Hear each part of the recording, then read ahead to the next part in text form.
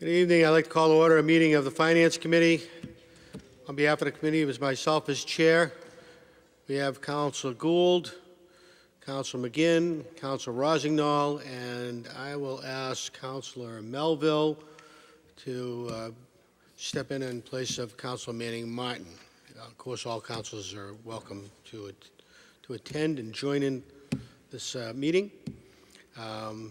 First item on the agenda was a motion that was made by Councilor Turco. In fact, the only item on this agenda was a motion made by Councilor Turco to request that the Finance Director, Michael Gingrich, appear before the Finance Committee at the next scheduled meeting to update the City Council on the progress of the upcoming budget.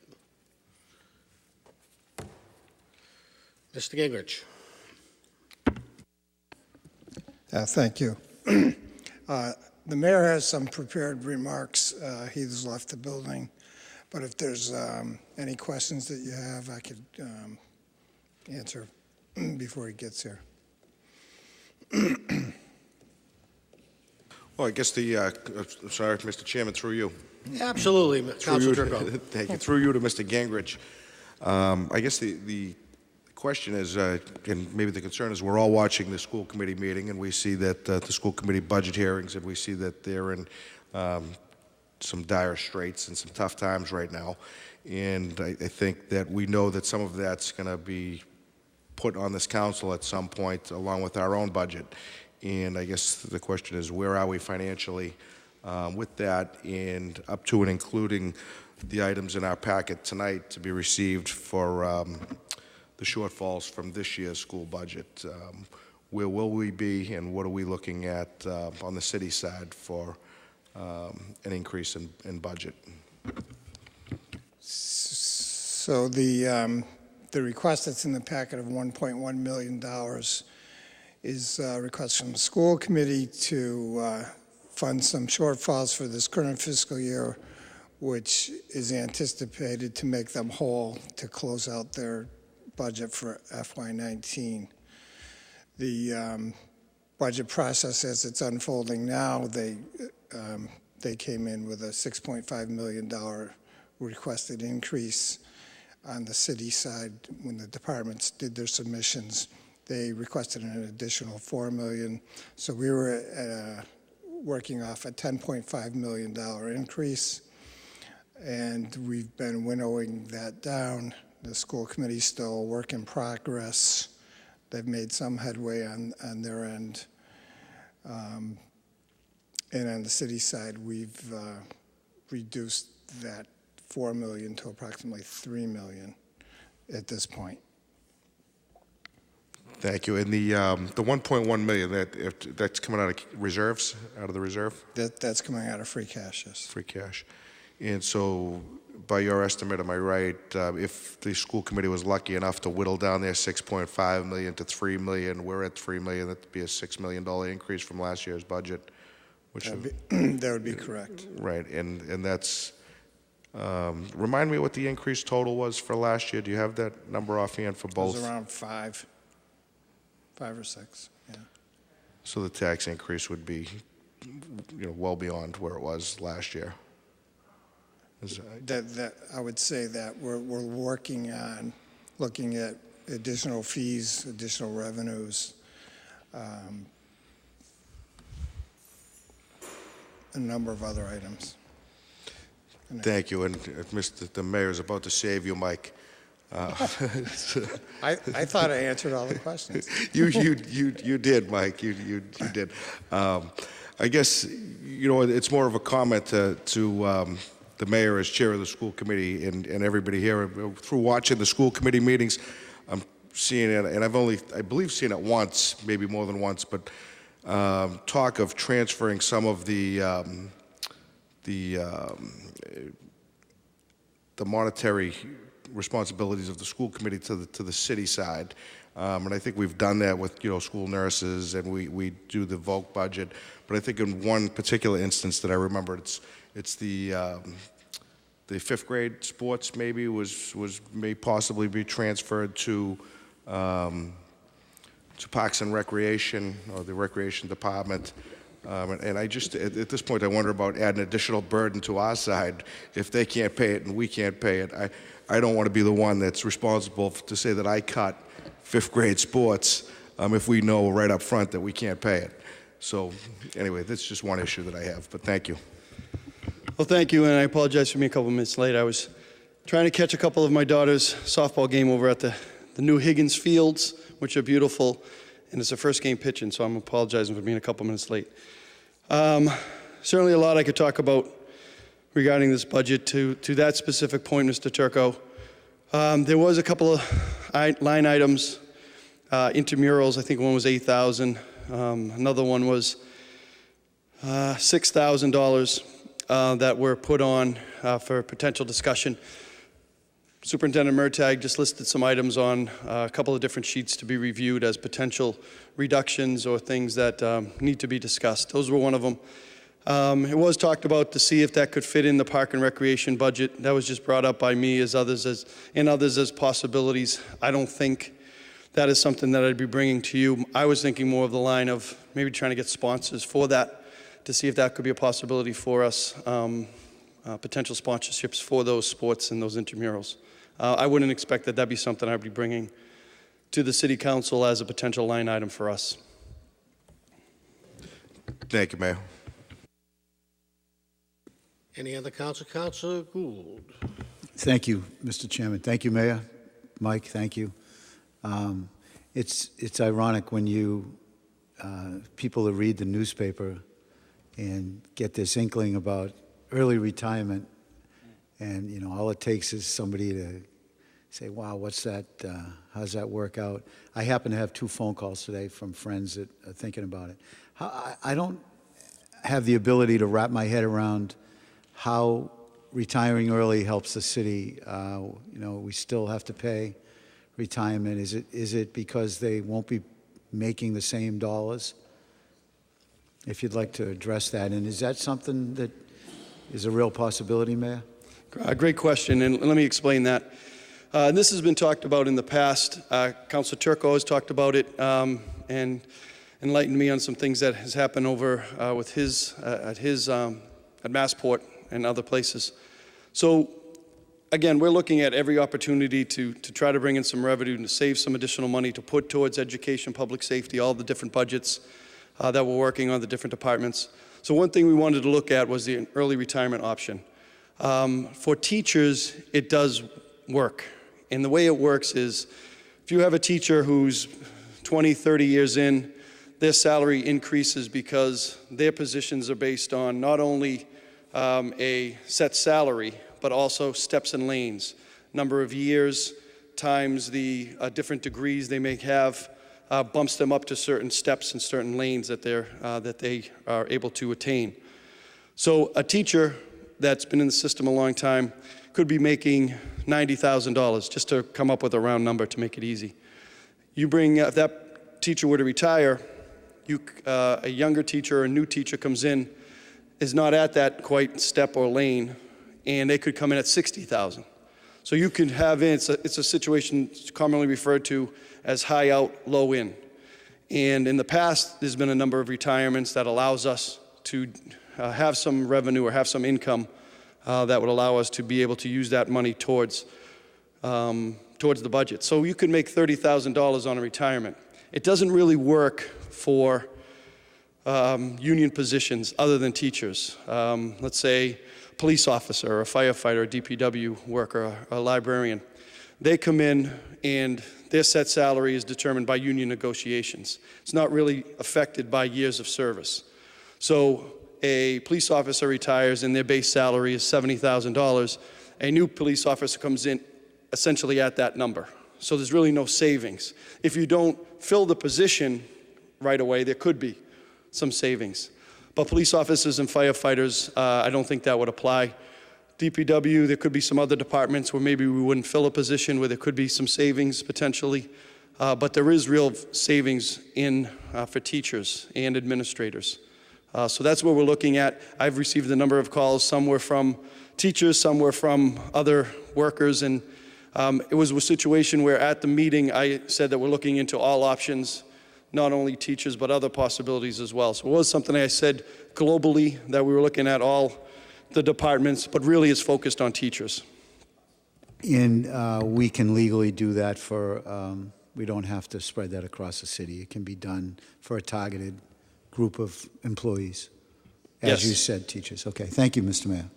And just to clarify on that, it's not something where we could add years to a teacher or any position if it was to be opened up.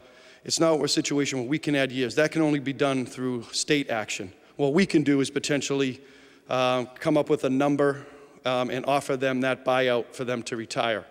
We've looked at other cities and towns. It's potentially 15% of their salary or a set figure.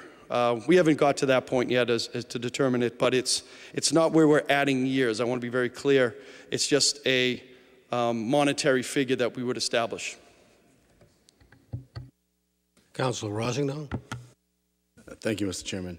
I noticed you brought a piece of paper with you. Did you have any set remarks that you wanted to say, Mr. Mayor, or? Thank you, Mr. Rosington. No, I didn't have set remarks. I did jot down some notes or have some bullet points.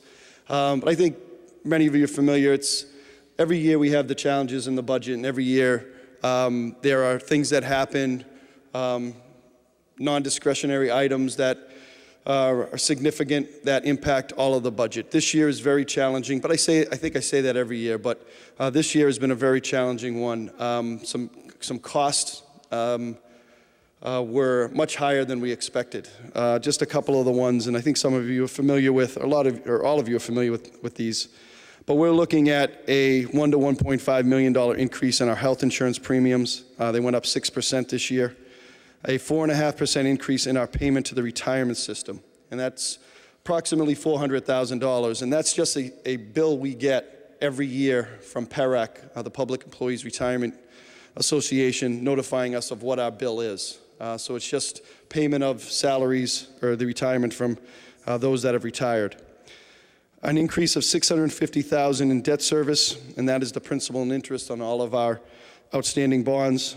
A lot of that is still the Higgins Middle School and the vocational school, but primarily the Higgins.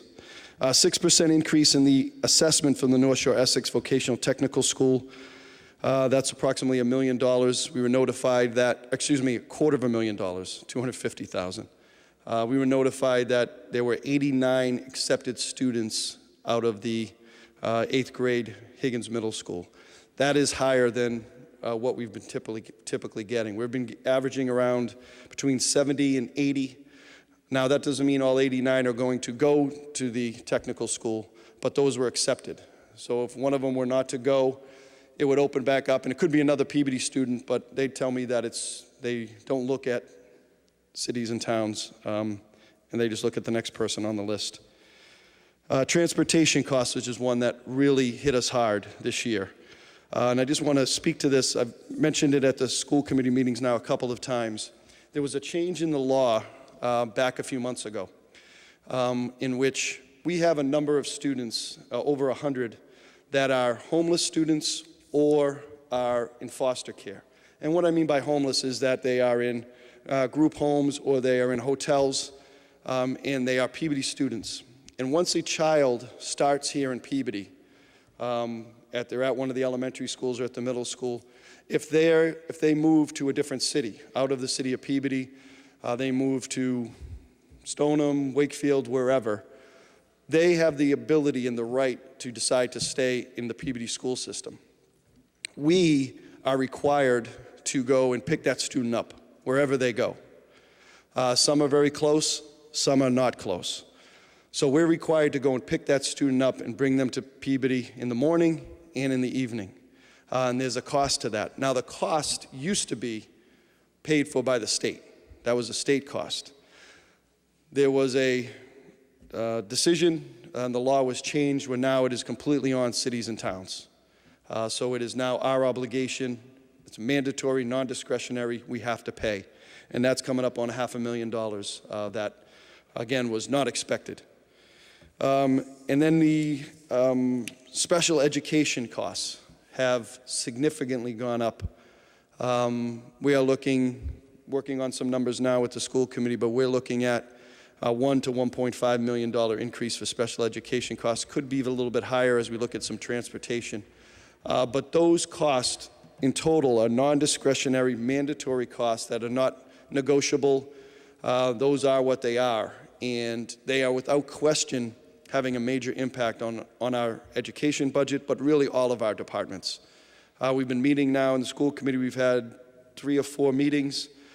We've had a number of meetings, multiple meetings with DPW, with the Park and Rec, police, fire, health, and library, trying to work on some items. We're hoping that some openings can be created through retirement, through attrition, that we would not fill those positions. But there is the real possibility of proposed reductions that I would be presenting to you in a few weeks. We're trying our best to do that, but this budget is difficult. So those are just a few of the ones. Then you get into the negotiated salary increases, and I believe 2% cost of living adjustment for our employees. That's always what it's been since I've been mayor. We've gone up 2%. I've always felt that that is fair. We always budget for that. We're aware of what that's going to be. That's always something we can prepare for.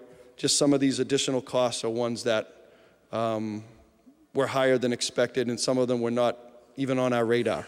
So very challenging, you know, and as I've said many times, and all of you know, managing your own budgets, there's times where you have money, and there's times where you need to tighten your belt, and this is one of those times.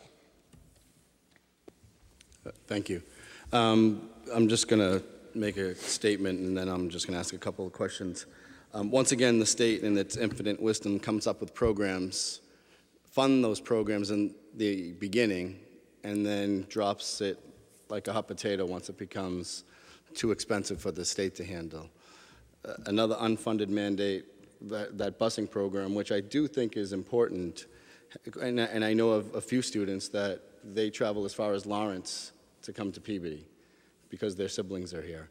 So we're now having to provide that transportation, unlike the state, which mandated us to do this, but then doesn't end up funding what their mandate is. So thank you to the state as usual.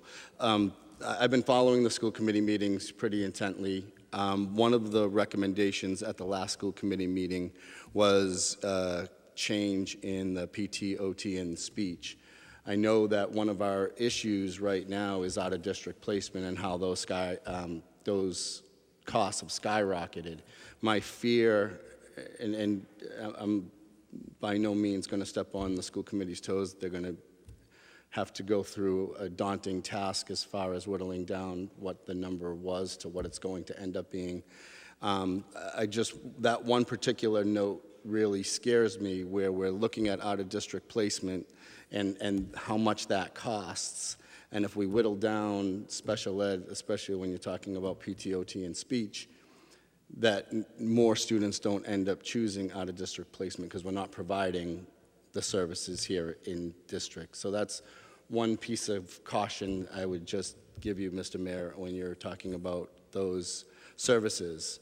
On the flip side, one thing I don't think we do well enough is billing insurance companies for those services. By law, if it's a medical necessity, we can bill insurance companies to provide those services, even if it is through the school system. So as opposed to automatically looking at cutting those services, the one thing I would look at before you look at cutting is making sure that we're getting every dollar from the insurance companies as opposed to coming out of our budget for those services. So that's just something I took away from the last school committee meeting.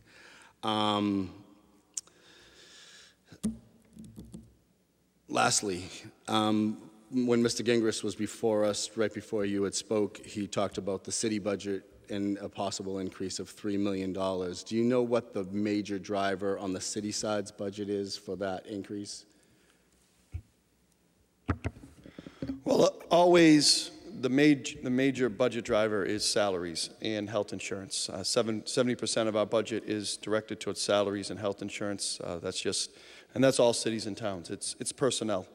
So we've negotiated with just about every union, police, fire, teachers, actually on the school side. We've negotiated 2% increases, so those are factored in. Health insurance increase. And I do not envision presenting a budget to you with any new positions. In fact, I think it will be the opposite. So I just think it's the standard salary increases, health insurance increases, and just some of the other items I've mentioned, the retirement.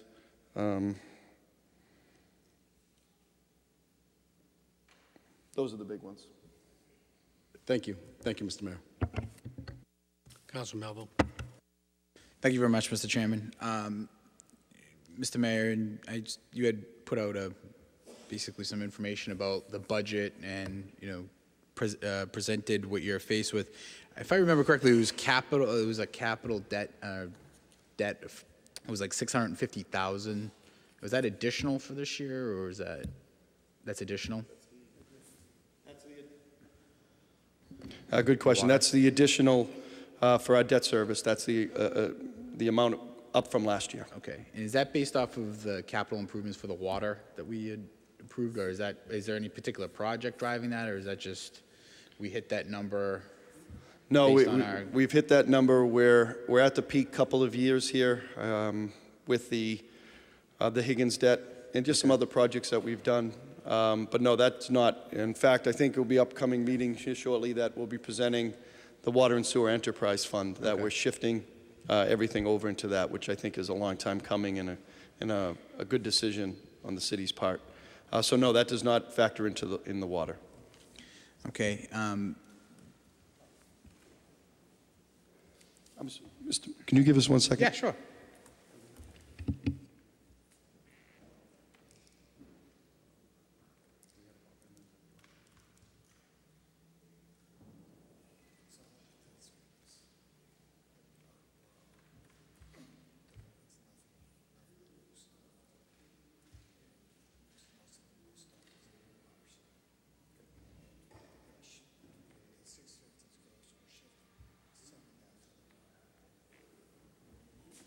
Yep, so I'll stand by that answer. We're hoping some of that $650,000 can be shifted over to the Water and Sewer Enterprise Fund because there is some of that money that was from Coolidge.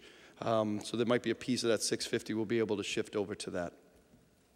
Okay, thank you. I just, because we've got a very ambitious rebuild on the city that's going on with the high school and discussion that we've voted to approve that, and that's a substantial task. And I agree with, when we talked about the water, much of the discussion came around that we were investing in this, and this is what specifically what we were investing in. This enterprise fund was going to help pay towards that. And I think, one observation I have is that, a lot of the state mandated things, the education side I wouldn't even discuss because I think Councilor Rossignol hit some of it, and he's been on the school committee along with some of my fellow councilors. But, when the PAIR Act, I know a little bit about the retirement board, I know a little bit about the pension system for the state through the Treasury, and when they enact pension reform 4 or 5 years ago, the point was to get cities and towns to actually pay their share, so down the road we weren't going to face the economic crisis of paying these pension liabilities as people live longer. But as that happens, when these bills go out from the state, cities and towns that have a high tax rate, it's a little different conversation. The city towns like us, every year, because of our tax rate, that we're one of the lowest in the state, there's a discussion every year about give and take. How much should we ask from the taxpayer, and how much should we be willing to cut from our operation costs? So I think that's an important part of this discussion, is that as the state, the federal government moves forward in telling cities and towns, this is what you got to pay every year, that there's some uniformity throughout the state based on population, based on the criteria of those cities and towns, and that the burden is now changing. It's a changing formula than it was when we basically could set our own rules locally. So that's just my thoughts on this. I think that's definitely based on what you've said. It's going to be a very tough budget. And as it's going through the budget process for the first time last year, that says something. So it seems like every year is going to be a difficult budget. So thank you very much. And just to add to that regarding the debt service, I think because of lack of attention to capital investment in the past, our buildings, our roads, our bridges, our dams, because of a lack of attention and I think a lack of investment, a lot of that is now falling to us at this moment. We made the investment with the middle school, hopeful for the investment in the high school a few years down the road, but there's a great deal of infrastructure work that needs to be done. I embrace it. I enjoy the challenge of it, but it does put a lot of pressure and responsibility on us. And we're doing now the whole water system infrastructure project that I think will be terrific for our city. It will improve quality, improve pressure, but it's a big investment. I think the alternative of going to the MWRA, and we've certainly discussed this, was not the right choice. I think the investment within Peabody is the proper one, and I know we all agree on that. But I believe it's appropriate to invest in ourselves for the next generations, rather than hoping and kicking things down the line and hoping it works out and that we don't get some sort of major problem thrust upon us. So we're looking at the Welch School investment coming, which I'm happy about. We had an MSBA walkthrough for the South School and the West School roofs that we've applied for. We'll hopefully be hearing on that in the next few months. Those meetings I thought went well. And of course, we've taken the very initial preliminary steps to look at our high school. But not only that, there's some bridges, there's some dams, there's some roads, other things that we need to look at in the near future that certainly could be projects for the future. The debt service covers those. There will be some coming off the books as projects near completion or at the end of their debt cycle, but there certainly will be other projects that we have to undertake. Shrest. Thank you, Chairman. I appreciate the opportunity to speak, even though I'm not part of this committee. Mayor, you talked about the new mandate that went on the cities and towns for transportation of homeless and foster children. Do you have an estimate of what that cost is going to be for the remaining of this year and for next year? We're trying to ascertain a good number for next year's budget, but I'm expecting it to be between 400 and 500,000 for next year. I do not have the number for this year. And could we, in ability to do something within our city to retain those kids? I know we don't have a say necessarily with the department of where these children go, but is there a system that we can invest in to make it more inciting for families here in Peabody to become foster parents and take children in so we keep them here in Peabody? Is there ability to do that, and is there a program that we could look into to have these children stay here and not have to pay for the transportation when they go outside of the city? That's a very difficult question to answer. Certainly the Department of Children and Family Services, they have their rules and requirements. I know there are a number of foster families here in the city that do a tremendous job. I don't really know how that works and how those decisions are made. Could we look into it, even though it may not be out there now? It's with the cities and towns being burdened with this now from the state, there may be a way for us, even with other cities locally surrounding us, to do something. If it's a something on the taxes or some kind of incentive for families to take, children from this city, or even if it's Salem or Danvers, at least there's not that huge transportation cost to go to Lawrence, Marlboro, Worcester. I know that's where some children end up. Just trying to think to help you maintain balance this huge bill that is placed on us. Thank you. Thank you. Councilor Gould. Thank you, Mr. Chairman. Real quick, Mr. Mayor. You said 89 got accepted. How many applied? Do you know? At vocational technical school. I should have completed the sentence. Yep. I believe it was over 125 students. So there will be a number of students that did not get in. It could be as many as 150, but I believe I'm confident in saying that it was over 125. Well, that 30, 35, 36 kids didn't get in. It's a lot better than it's been. I say at least 36, but I do believe it was more. Range, though. Mr. Mayor, you've always been able to, with your team, figure out the health care by flipping to another provider. Was that an option this year? We looked at that as an option. We decided to stay with Blue Cross Blue Shield. A few years back, we did go over to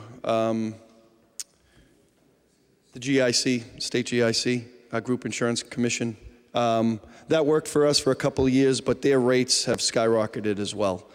So there wasn't a big savings to try to go back and forth. We did negotiate with the 14 city unions, the Public Employees Coalition, we have a new 4-year agreement to stay with Blue Cross Blue Shield.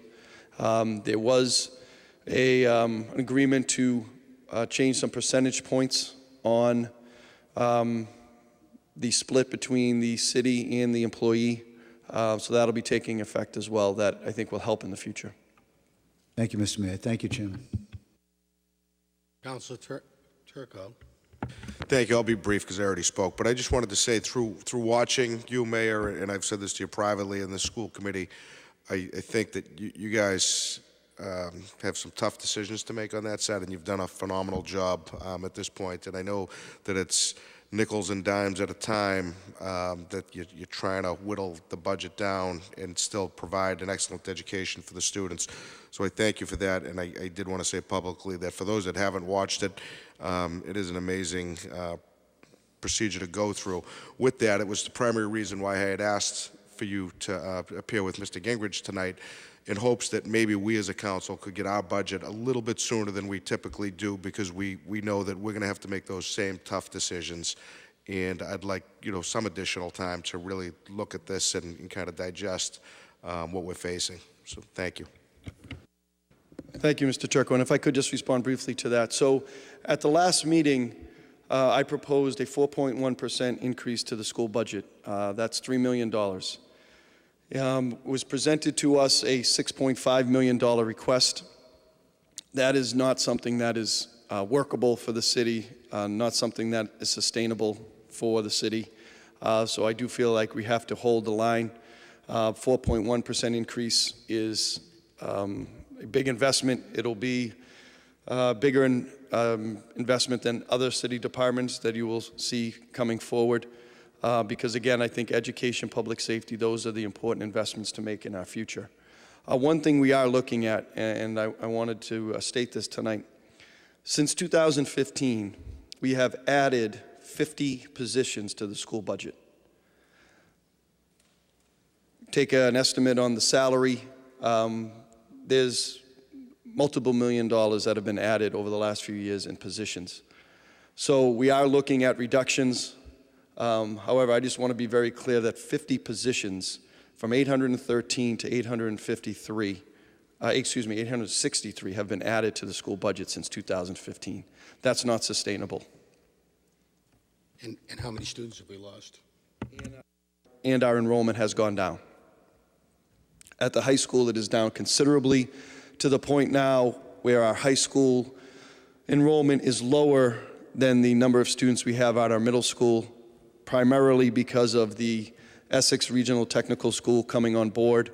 That's why eventually my hope is that a new high school will be in the future, that a lot of those students that go, because it's a shiny brand new school, will stay here in Peabody.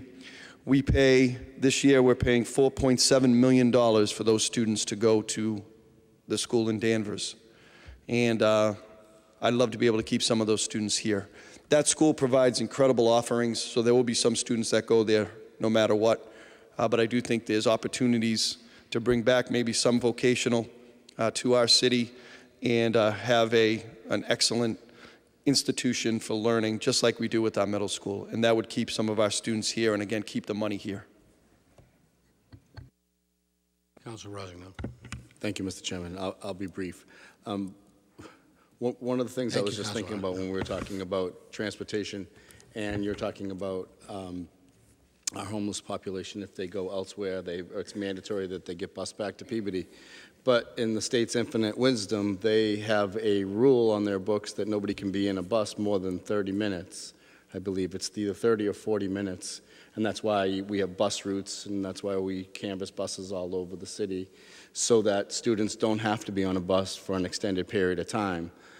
I wonder if that rule still applies when you're talking about somebody that's homeless or in a shelter that's in Timbuktu that have to come all the way and spend probably an hour and a half one way to come to Peabody. I think that's doing a disservice to the student, to be perfectly honest with you.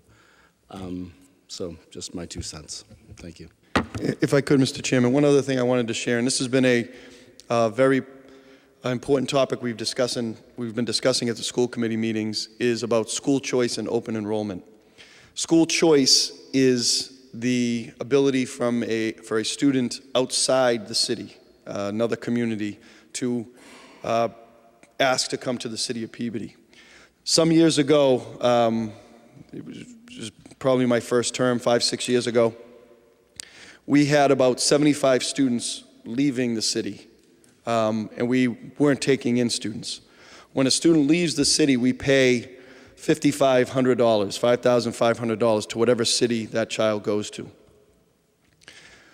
We made a decision as a school committee, and it was one I supported strongly at the time, to try to offset some of that cost by looking at opportunities to bring in students from other cities and towns to maybe go to some of the schools that had open spaces, particularly some of the West Peabody schools, McCarthy, West Burke, where there were some openings.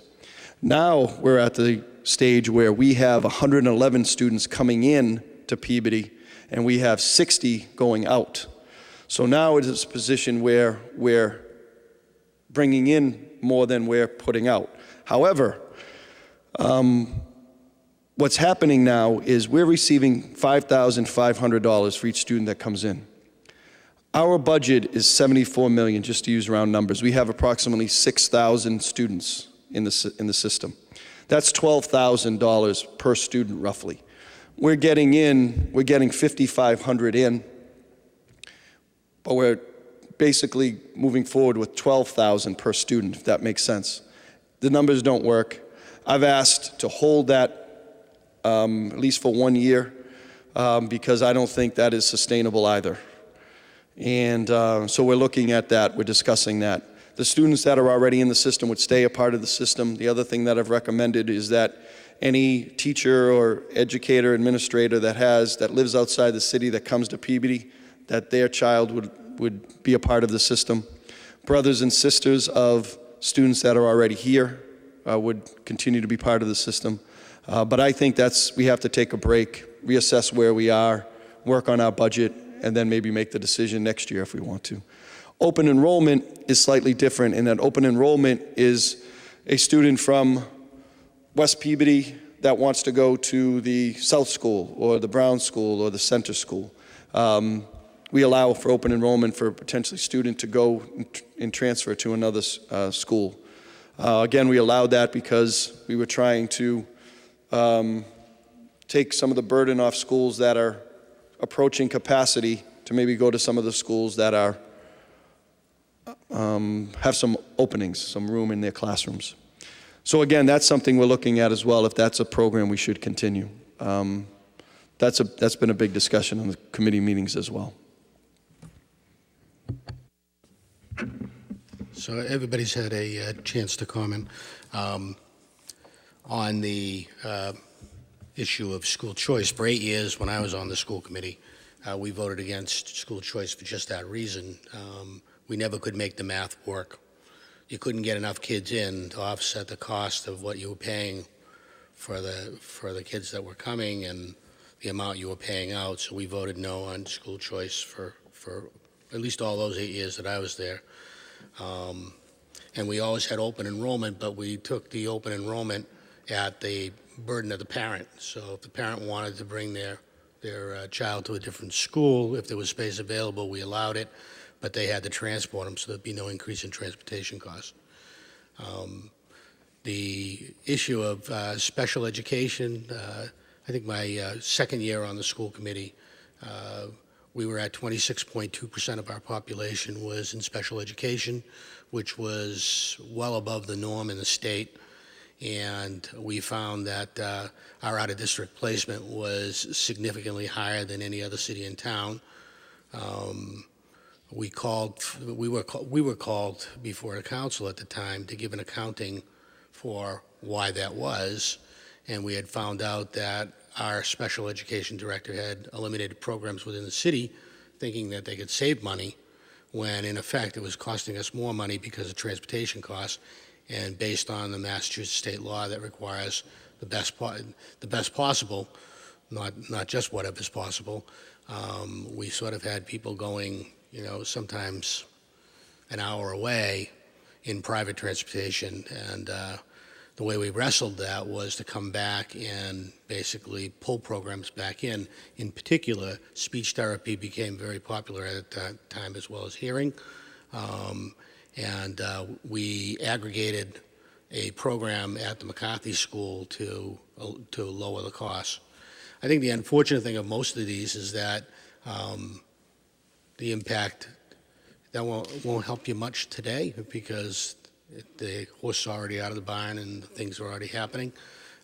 So there's not a lot that you can shift today to make that change, but I think it's incumbent on the school committee, and I say the school committee because it's not our job, but it's incumbent on the school committee to look at all options on the table. Staff reductions are one option that's always there, but you may have to just pull it in for a little bit and rethink some of the programming so that you can get the cost of the programming down.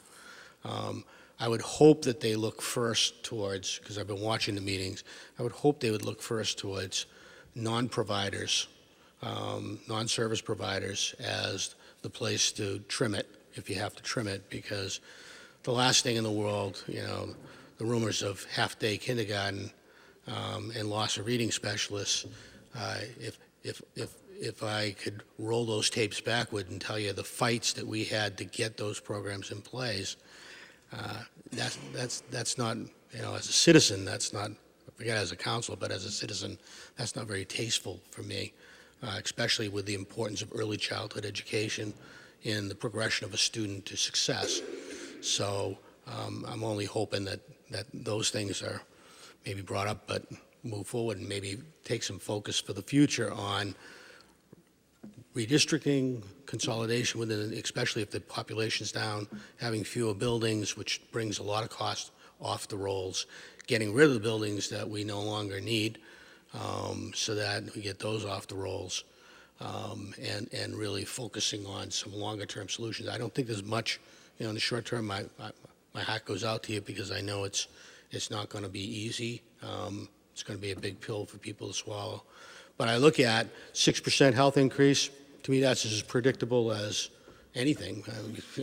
Everybody here that's got a business, if you didn't get anywhere between 4 and 8%, you're lucky. So I know businesses that got 12 on healthcare costs, and the increase in the vocational, it's 6%.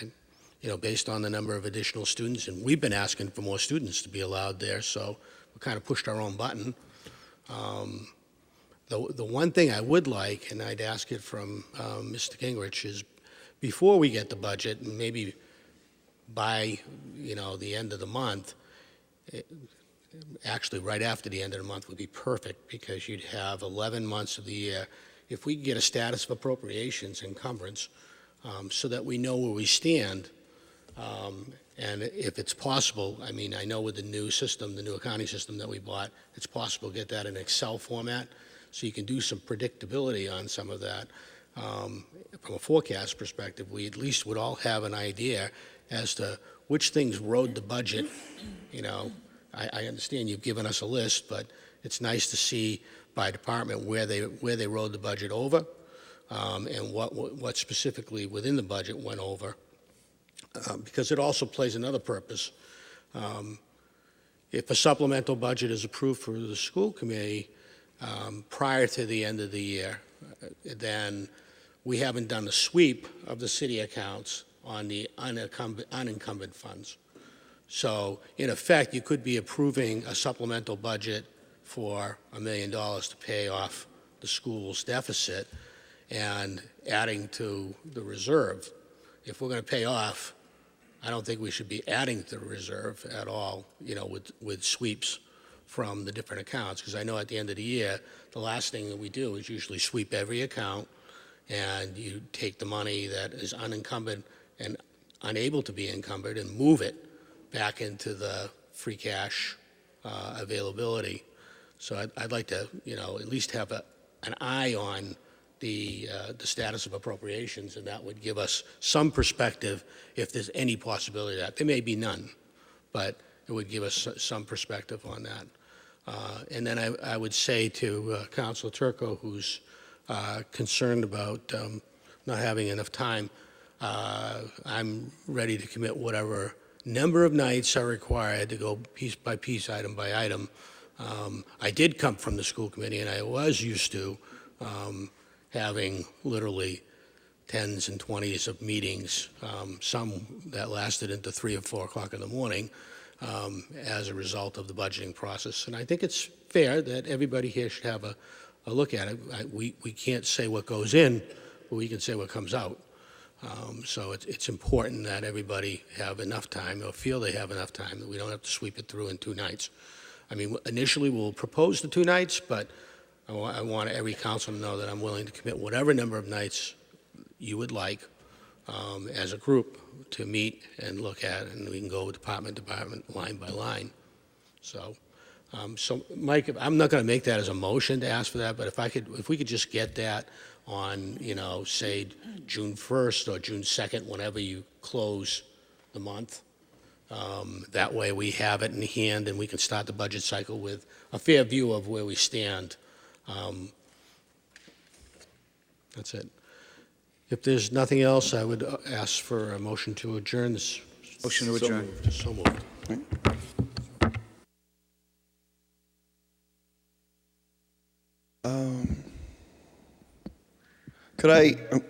Mr. Chairman, could I add just a couple of things real quickly? I forgot to mention in my comments. One is, and this has been asked of us in the past, Council Manning Martin has asked how when we will be presenting, we're going to have a detailed breakdown of the outside services to give you a better idea of the outside services. I know that question's been asked quite a bit. The other thing we're going to be presenting to you to be received at the next meeting, we've been doing a review of our fee schedule, particularly in the building commissioner's office. We've been doing that on the school side as well, and we'll be presenting some changes that we think could bring in some additional revenue. Also, we're looking at an LED project that won't have any immediate help in terms of savings for us now, but in the future it will at our all of our elementary schools and some of our other city buildings that I think will be cost savings in the future. Again, not right away, not for the first few years, but some additional items I wanted to tell you what was coming.